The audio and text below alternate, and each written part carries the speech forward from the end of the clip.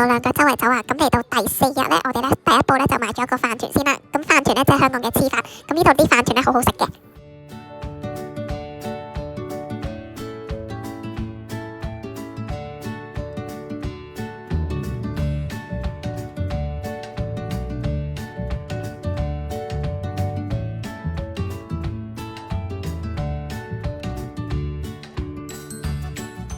之後咧，我哋就去咗50立買咗杯波霸奶茶飲嘅。咁之後咧，我哋就去大道城啦，咁就去咗呢個嘅永樂布業商場嘅。咁佢對面咧有個遊客中心咧，咁呢個遊客中心咧就有3層嘅。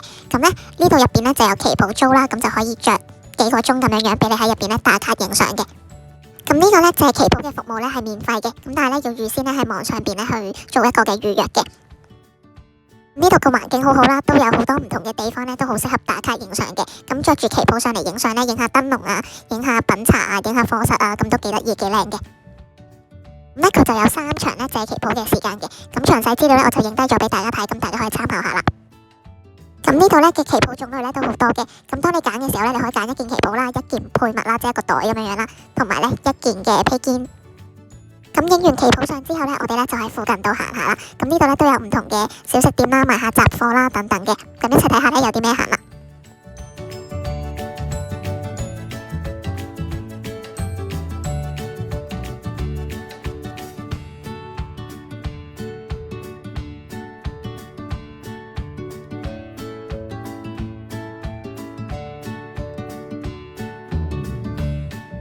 咁呢度嘅雜貨店咧都有賣一啲藤織嘅袋嘅，咁見幾得意咧，我哋都買咗幾個嘅。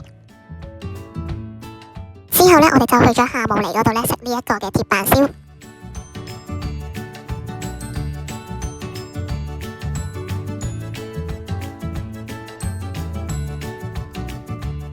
咁我哋一齊睇下 menu 睇有啲咩食啦。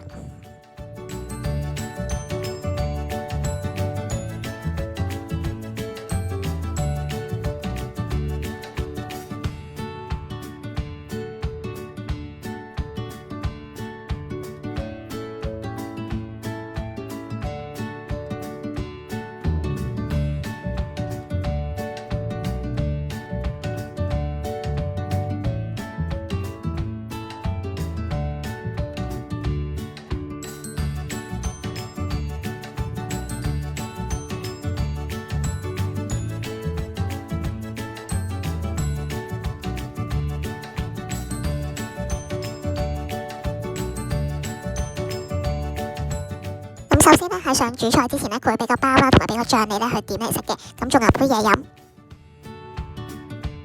咁之後咧就上第一道菜啦，咁就係一個蒸蛋啦，配呢個嘅帶子嘅。之後咧就有呢一個嘅海鮮湯。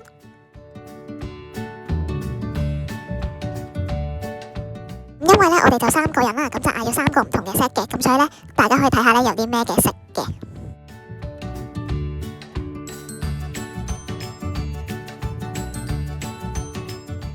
之後咧就到沙律嘅部分啦，咁就有大蝦沙律啦、水果沙律啦，同埋一個嘅野菌沙律嘅。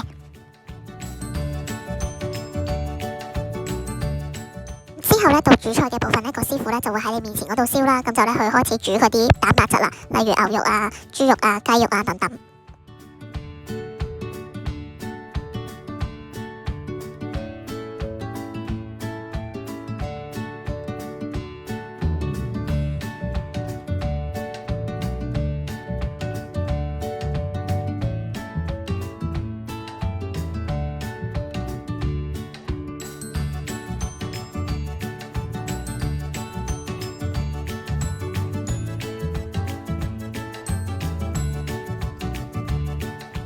咁食完主菜咧，咁佢就會有一個櫻花蝦炒飯俾我哋食嘅。咁咧唔夠食嘅話咧，可以再添嘅。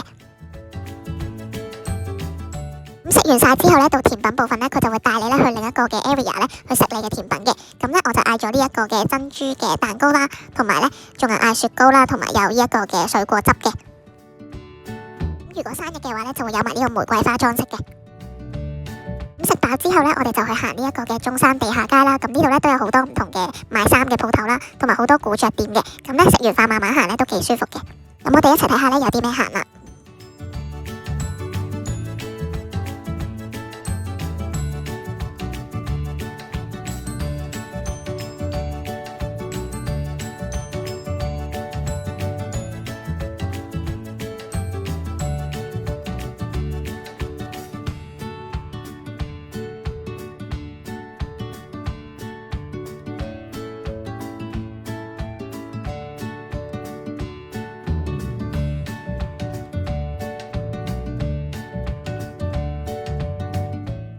日條片呢就嚟到呢一度啦，咁記得 CLSS 同埋訂閱我嘅 channel啊！我哋下條片再見，拜拜。